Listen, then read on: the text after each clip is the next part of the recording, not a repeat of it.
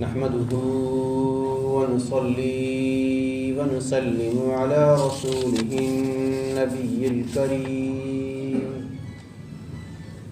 أما بعد فأعوذ بالله من الشيطان الرجيم بسم الله الرحمن الرحيم يا أيها الناس اعبدوا ربكم الذي خلقكم والذين من قبلكم لعلكم تتقون الذي جعل لكم الأرض فراشا والسماء بناء وأنزل من السماء ماء فأخرج به من الثمرات رزقا لكم فلا تجعلوا لله أندادا وأنتم تعلمون صدق الله وصدق رسوله النبي الكريم اللهم صل على محمد وعلى آل محمد كما صليت على إبراهيم وعلى آل إبراهيم إنك حميد مجيد اللهم بارك على محمد وعلى آل محمد كما باركت على إبراهيم وعلى آل إبراهيم إنك حميد مجيد اے لوگو بندگی کرو اپنے رب کی جس نے پیدا کیا تم کو اور ان کو جو تم سے پہلے تھے تاکہ تم پرہیزگار بن جاؤ جس نے بنایا واسطے تمہارے زمین کو بچھونا اور آسمان کو چھت اور اتارا آسمان سے پانی پھر نکالے اس سے میوے تمہارے کھانے کے واسطے سو نہ ٹھہراؤ کسی کو اللہ کے مقابل اور تم تو جانتے ہو۔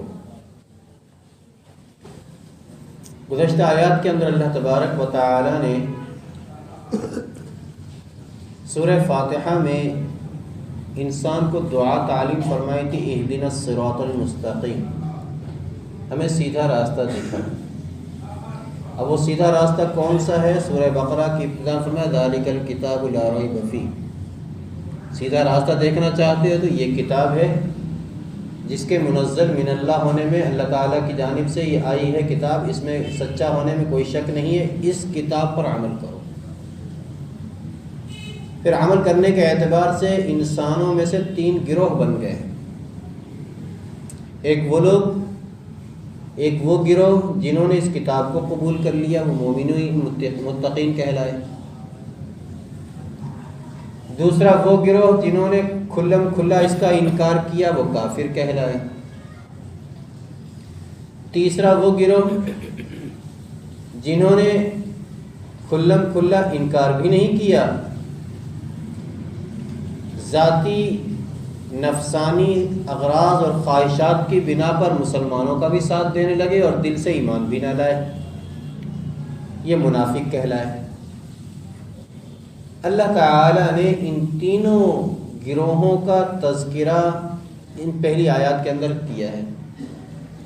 اس سے یہ بھی معلوم چلا کہ دنیا کے اندر تقسیم کے اعتبار سے، انسانوں کی تقسیم کے اعتبار سے لسانیت، علاقائی اور قبائلی، یہ اس تقسیم کی کوئی حیثیت نہیں ہے۔ اصل تقسیم جو ہے وہ مذہبی تقسیم ہے، مذہب کے اعتبار سے۔ تو مذہب کے اعتبار سے اللہ تبارک و تعالی نے اصولی طور پر 2 باتیں بتائی ہیں، کہ تم میں سے بعض کافر ہیں اور بعض مومن۔ اور اس جگہ پر اللہ تبارک و تعالی نے 3 گروہوں کا تذکرہ کیا جن کی تفصیل عرض کی جا چکی۔ اب اللہ تبارک و تعالی ان تینوں گروہوں کو مخاطب کرتے ہوئے کہتے ہیں یا ایھا الناس اعبدوا ربکم، اے لوگو تم اپنے رب کی عبادت کرو۔ اس میں مومنین متقین بھی ہیں، کافر اور منافق بھی ہیں، سب کو مخاطب کیا، اے لوگو اپنے رب کی عبادت کرو۔ عبادت کہتے کس کو ہیں؟ عبادت کہتے ہیں اپنی پوری طاقت، انسان کو اپنی پوری طاقت مکمل فرما برداری میں صرف کرنا، اور اللہ تعالیٰ کا خوف اور اس کی عظمت کے پیش نظر اس کی نافرمانی سے دور رہنا، اس کا نام عبادت ہے۔ صرف نماز روزے کا نام عبادت نہیں۔ انسان اپنی پوری طاقت اللہ تعالیٰ کی فرما برداری میں لگا دے اور اللہ تعالیٰ کا ڈر اور خوف اپنے دل میں ایسا بٹھائے اور اللہ تعالیٰ کی عظمت انسان کے دل میں ایسی ہو کہ اس عظمت کے پیش نظر اور اللہ تعالیٰ کے ڈر اور خوف کے پیش نظر اس کی کوئی نافرمانی نہ کرے، اس کا نام عبادت ہے۔ اور یہ عبادت کے اندر انسان زندگی کے ہر لمحے میں ہوتا ہے، ہر مرحلے میں۔ وہ نماز پڑھ رہا ہے تب بھی عبادت میں ہے، وہ کاروبار کر رہا ہے تب بھی عبادت میں ہے، وہ اپنے بیوی بچوں میں مشغول ہے تب بھی عبادت میں ہے۔ تو ان جگہوں پر جس جگہ وہ جو کام کر رہا ہے اس کام کرتے ہوئے وہ اس چیز کو مد نظر رکھے گا کہ میں اللہ تعالیٰ کی فرما برداری کر رہا ہوں یا نہیں، میں اللہ تعالیٰ کی نافرمانی تو نہیں کر رہا۔ نافرمانی سے بچا رہے اور فرما برداری کرتا رہے تو انسان عبادت کے اندر ہے۔ اور فرمایا ربکم، اپنے رب کی عبادت کرو۔ یہاں اللہ تعالیٰ نے لفظ اللہ نہیں فرمایا، یا اللہ تعالیٰ نے دیگر اسماء صفاتیہ جو ہیں اللہ تعالیٰ کے صفاتی نام ان کا تذکرہ نہیں کیا، ان میں سے رب کا انتخاب فرمایا۔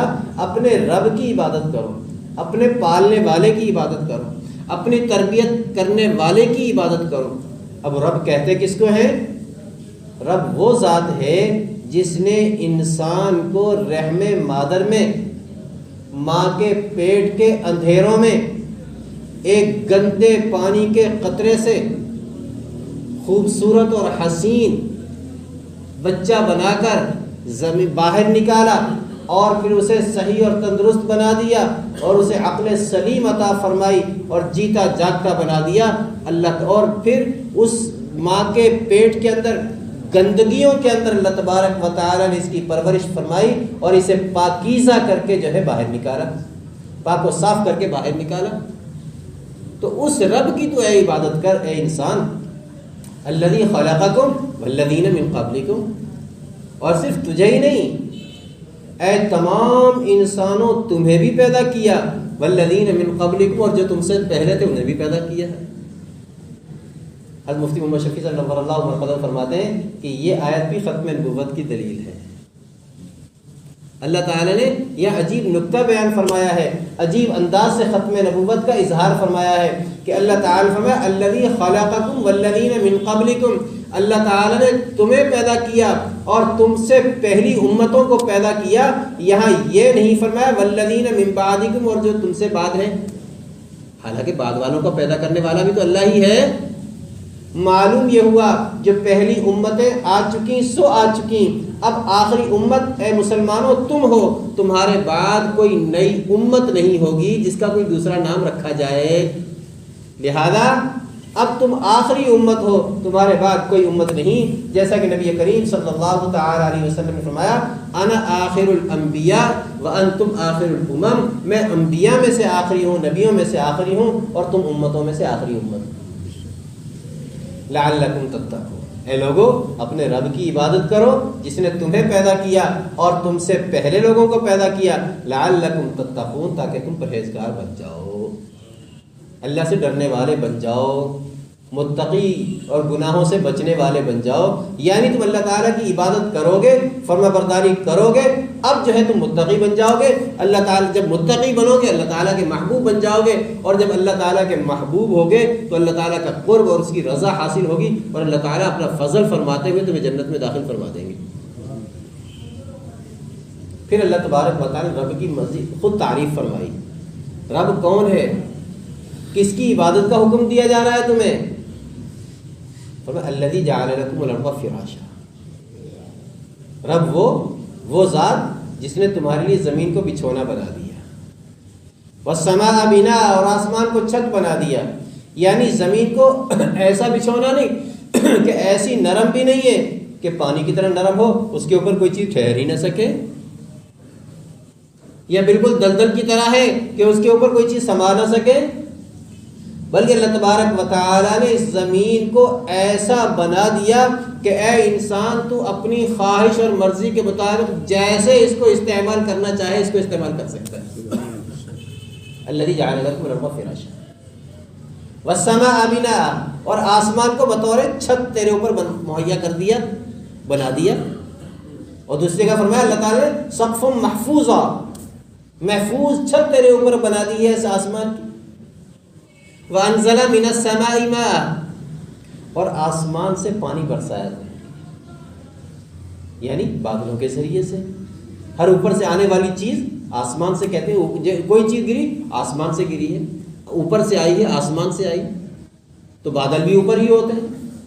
فاخرج به من الثمرات رزقا لكم، اور پھر اس پانی کے ذریعے سے، پانی برسا، اس پانی کے ذریعے سے پھل نکالے، میوے نکالے، رزقا لکم، تمہارے لیے، تمہارے کھانے کے واسطے، تمہارے روزی کے واسطے. تو جب اللہ تبارک و تعالی تمہارا ایسا رب ہے جس کی یہ صفات ہیں، تو فرمایا فلا تجعلوا للہ اندادا، اب تو تم اللہ کا شریک نہ بناؤ. یعنی یہ تو وہ باتیں ہیں جس کو ہر انسان اپنی تھوڑی سی بھی اس کے اندر عقل ہو وہ سمجھ سکتا ہے. جیسے کہ شروع میں نے عرض کیا تھا کہ قرآن مجید کی کچھ آیات ایسی ہیں جو ہر انسان کے سمجھنے کے لیے ہیں، جس کے بارے میں اللہ نے فرمایا وَلَقَدْ يَسَّرْنَا الْقُرْآنَ لِلذِّكْرِ، جن آیات کا بہانہ بنا کر لوگ اسلام سے اور قرآن سے علماء سے دور کرنے کی کوشش کرتے ہیں اور انسانوں کو گمراہ کرنے کی کوشش کرتے ہیں کہ دیکھو اللہ نے قرآن نازل کیا، اب خود قرآن سمجھ رہے ہیں، ہمیں مولویوں کی کیا ضرورت ہے. حالانکہ قرآن مجید کے اندر دو قسم کی آیات ہیں، پہلے تفصیل سے عرض کیا گیا. ایک وہ آیات جو واضح و نصیحت کے لیے ہیں، اللہ تعالیٰ کے دلائل ہیں، توحید کے دلائل ہیں، رسالت کے دلائل ہیں، آخرت کے مرنے کے بعد اٹھائے جانے کے دلائل ہیں. یہ وہ آیات ہیں جن کو ہر انسان سمجھ سکتا ہے. اور دوسری وہ آیات ہیں جن کا تعلق احکام و مسائل سے ہے. وہ جب تک احادیث نبویہ سامنے نہیں ہوں گی، وہ سارے کے سارے اصول و قوانین ہم نہیں پڑھیں گے، اس وقت تک وہ ہماری سمجھ میں نہیں آ سکتی. تو یہ آیات ان آیات میں سے ہے جس کو ہر انسان سمجھ سکتا ہے. زمین کے بارے میں پوچھا جائے کہ ظاہر سی بات، اتنی بڑی زمین اور یہ اتنا بڑا آسمان جس کو اللہ نے بنایا ہے، کیا کسی مخلوق کی طاقت ہے زمین و آسمان کو بنانے کی؟ آسمان سے اوپر سے پانی برسانے کی کسی کے اندر طاقت اور قوت ہے؟ کون ہے یہ چیزیں بس جو یہ پیدا کرے گا؟ ہاں البتہ تیسری چیز پھل میوے، اس کے اندر انسان کہتا ہے جی میں نے محنت کی ہے، میں نے زمین ہموار کی، میں نے اس میں بیج ڈالا، میں نے اس کو پانی دیا اور پھر میں نے اس کی حفاظت کی. تو حقیقت بھی اگر اس میں بھی تھوڑا غور سے دیکھا جائے، غور و فکر کیا جائے، تدبر کیا جائے، تو اے انسان تیرا کام کیا ہے؟ تیرا کام صرف اتنا ہے کہ تو نے زمین کو نرم کر دیا، اور اس بیج میں سے کومپل کس نے نکالی؟ اس کے اندر کیا کسی انسان کی طاقت ہے؟ کسی انسان کے اندر یہ قوت ہے؟ تیرے اندر تو نے صرف اتنا کام کیا ہے کہ وہ جب کومپل نکلی زمین سے باہر آئی، جھاڑ جھنکار تو نے دور کر دیا، گرمی سردی سے تو نے حفاظت کا انتظام کیا ہے. کیا اس کے اندر پتیاں تم نے بنائی؟ اس کے اندر رنگ تو نے بھرے؟ اس کا جب تناور درخت بنا تو اس کے تنا تو مضبوط تم نے کیا، اس کی کومپلیں تم نے پیدا کی، اس کے اندر پھول تم نے لگائے، پھر اس کے اندر کھٹاس اور مٹھاس ذائقے تو نے رکھے. یہ ساری کی ساری چیزیں کرنے والی ذات کون ہے؟ تو بے ساختہ انسان کو کہنا پڑے گا یہ سارے کے سارے کام اللہ ہی کے کرنے والے ہیں. تو جب یہ ساری کی ساری چیزیں اللہ نے کی ہیں تو فلا تجعلوا للہ اندادا، تو پھر تو اللہ کا شریک کیوں ٹھہراتا ہے؟ اللہ کو چھوڑ کر غیر کی عبادت کیوں کرتا ہے؟ کسی دیہاتی سے پوچھا، اعرابی سے پوچھا گیا کہ اللہ تعالیٰ کے وجود کی کوئی دلیل تمہارے پاس ہے؟ وہ کہنے کہ کیوں نہیں، ایک نہیں، دو نہیں، ہزاروں دلائل موجود ہیں۔ دیکھو تو صحیح، ہم بکری کی مینگنیاں دیکھ کر کہہ سکتے ہیں کہ یہاں سے کوئی بکری گئی ہے۔ گائے بھینس کا گوبر دیکھ کر ہم کہتے ہیں کہ یہاں سے گائے بھینسیں گزری ہیں۔ نشانات قدم کو دیکھ کر ہم بتا دیتے ہیں کہ یہاں سے انسان گزرا ہے، اونٹ گزرا ہے، گائے گزری ہے، بکری گزری ہے۔ تو جب ان چیزوں کو دیکھ کر ہمیں اتنی شناخت ہو جاتی ہے تو کیا یہ سمندر کی موجیں، یہ آسمان کا برقرار رہنا اور اسی طریقے سے پہاڑوں کا زمین پر جمے رہنا اور زمین پر راستوں کا بنا ہوا ہونا، کیا یہ اللہ تعالیٰ کے وجود پر دلائل نہیں ہے؟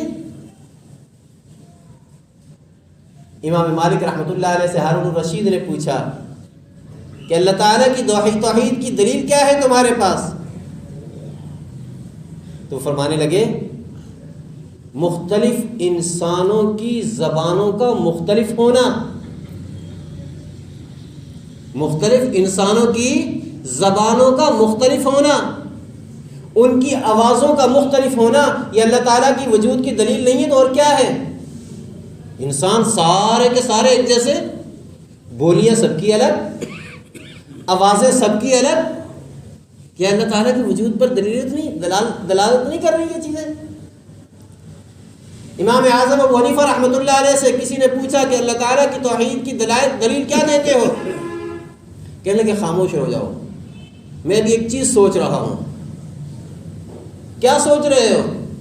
کہ میں سوچ رہا ہوں سمندر کے اندر ایک کشتی ہے، بہت بڑی کشتی، جس کے اندر ہر قسم کے تجارتی سامان موجود ہیں، اور مزے کی بات یہ ہے کہ ان کا کوئی منتظم نہیں ہے، ان کا کوئی انتظام سنبھالنے والا نہیں، اس کشتی کو کوئی چلانے والا نہیں ہے، ملاح نہیں ہے، وہ خود بخود سفر کرتی رہتی ہے اور اس کنارے پہ آتی ہے، یہاں سے دوسرے کنارے پہ جاتی ہے۔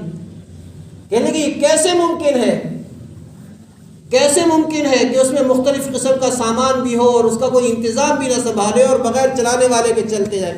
تو امام صاحب فرمانے لگے افسوس کی بات ہے، ایک کشتی کو بغیر چلانے والے کے، بغیر منتظم کے تم تسلیم نہیں کرتے تو یہ پورا کارخانہ نظام یہ کہ بغیر کسی چلانے والے کے کیسے چل رہا ہے؟ اس کا بھی تو کوئی چلانے والا ہے۔ امام شافعی رحمۃ اللہ علیہ سے کسی نے پوچھا اللہ تعالیٰ کے توحید کی کیا دلیل ہے تمہارے پاس؟ فرمانے لگے شہتوت کا درخت، اسی شہتوت کے درخت پتے کو کیڑا کھاتا ہے تو ریشم نکلتا ہے، اسی شہتوت کے پتے کو شہد کی مکھی کھاتی ہے تو شہد بناتی ہے، اسی شہتوت کے پتے کو ہرن کھاتا ہے تو مشک نکلتا ہے، اسی شہتوت کے پتے کو گائے اور بکریاں کھاتی ہیں تو مینگنیاں اور گوبر نکلتے ہیں۔ کیا یہ اللہ تعالیٰ کی توحید پر دلیل نہیں ہے؟ امام احمد بن حنبل رحمۃ اللہ علیہ سے کسی نے توحید کی دلیل پوچھی اللہ تعالیٰ کے ایک ہونے کی، فرمانے لگے ایک محفوظ قلعہ ہے جس کے اندر جانے کا کوئی راستہ نہیں، باہر سے سفید چمکدار ہے، اندر سے گولڈن سنہرے رنگ کا ہے، بڑا چمکدار دمکتا ہوا، پھر اچانک اس کی ایک دیوار ٹوٹتی ہے، اندر سے ایک جاندار جانور نکلتا ہے، انڈا، باہر سے سفید ہے اندر سے زرد ہے، اور پھر اندر سے اس کو ٹوٹتا ہے تو اندر سے زندہ بچہ نکلتا ہے۔ آخر اس بند چیز کے اندر، بند انڈے کے اندر پیدا کرنے والی ذات کون ہے؟ کوئی تو ہے۔ اب بھی اگر تم اللہ تعالیٰ کو تسلیم نہیں کرتے تو پھر اب تمہاری عقل پہ حیف ہے۔ تو فرمایا جب اللہ تبارک و تعالیٰ ایسی ذات ہیں تو فرمایا فلا تجعلوا للہ اندادا، تو ایسی ذات کے قبول کرنے کا انکار کیوں کرتے ہو؟ ایسی ذات کو چھوڑ کر پھر تم غیر اللہ کے پیچھے جا رہے ہو، پھر تم اللہ کا شریک ٹھہرا رہے ہو۔ وانتم تعلمون، حالانکہ تم جانتے ہو، سمجھتے ہو کہ یہ ساری کی ساری مخلوقات کا پیدا کرنے والا اللہ تعالیٰ ہی ہے۔ جب ہر چیز کا خالق وہ ہے تو عبادت کے لائق بھی وہی ہے۔ لہٰذا تمام انبیاء اکرام علیہ السلام کی بعثت کا مقصد بھی یہی تھا کہ اللہ تعالیٰ کی توحید کا اعلان کرے۔ ہر پیغمبر نے یہی دعوت دی، یہی پیغام دیا کہ ایک اللہ کے سوا کسی کی عبادت نہیں، اور یہی وہ انقلابی نظریہ ہے جو انسان کے تمام اعمال پر، اخلاق پر اور اس کی معیشت پر گہرا اثر ڈالتا ہے۔ جب انسان سوچ لے گا، سمجھ لے گا کہ مجھے پیدا اللہ نے کیا، جن چیزوں سے میں زندہ ہوں وہ ساری کی ساری چیزیں مجھے اللہ تعالیٰ نے عطا فرمائی ہیں، تو مجھے ہر کام کے اندر پہلے سوچنا چاہیے کہ میرا رب میرا اس معاملے میں، اس کام میں کیا کہتا ہے۔ تو جب جو کچھ رب کہے، جو کچھ اللہ تعالیٰ کہے، جب اسی پر عمل کریں گے تو ہماری دنیا بھی کامیابی کے ساتھ کامیابی ہو جائے گی اور ہماری آخرت بھی سنور جائے گی۔ اللہ تبارک و تعالیٰ ہمیں قرآن و سنت کے مطابق عقیدہ رکھنے اور اسی کے مطابق عمل کرنے کی توفیق عطا فرمائے۔ وآخر دعوانا الحمدللہ۔ بسم اللہ الرحمن الرحیم، الحمد للہ رب العالمین والصلاة والسلام علی رسولہ النبی الکریم، اللہم صلی علی سیدنا محمد وعلی آل سیدنا محمد وبارک وسلم وصلوا علیہ۔ اللہم انت السلام ومنک السلام تبارکت یا ذا الجلال والاکرام، ربنا آتنا فی الدنیا حسنہ وفی الآخرۃ حسنۃ وقنا عذاب النار۔ الہ العالمین، جو کچھ کہا ہے سنا ہے محض اپنے فضل و کرم سے قبول و منظور فرما۔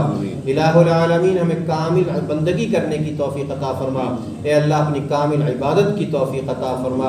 الہ العالمین، اپنا خوف ہمارے دلوں میں بٹھا دیجیے، اپنی عظمت ہمارے دلوں میں بٹھا دیجیے۔ الہ العالمین، آپ کے سوا ہمیں اپنے سوا ہمیں کسی کا محتاج نہ کیجیے، اپنا ہی محتاج رکھیے۔ اللہم انا نسألک من خیر ما سألک منہ نبیک محمد صلی اللہ علیہ وسلم، ونعوذ بک من شر ما استعاذ منہ نبیک محمد صلی اللہ علیہ وسلم۔ انت المستعان وعلیک البلاغ، لا حول ولا قوة الا باللہ۔ سبحان ربک رب العزة عما یصفون وسلام علی المرسلین والحمد للہ رب العالمین برحمتک یا ارحم